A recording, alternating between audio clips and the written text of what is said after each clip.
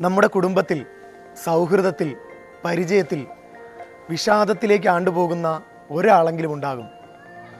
പതിയെ മങ്ങിപ്പോകുന്ന ഒരു മുഖം, ആ പഴയ നീ എവിടെയായിരുന്നു എന്ന് ചോദിച്ചു പോകുന്ന അത്രയും മാറിപ്പോയ ഒരു മനുഷ്യൻ.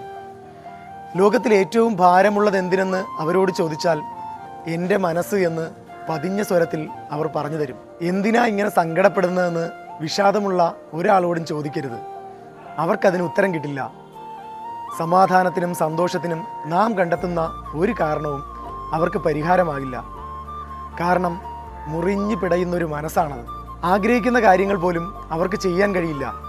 അവരെ കുറ്റപ്പെടുത്തരുത്. പാട പോലെ നേർത്തുപോയ മനസ്സിനെ കൂടെ നിന്ന് ഉൾക്കൊള്ളണം. ഗർഭപാത്രത്തിൽ എന്ന പോലെയാണ് വിഷാദമുള്ളവർ.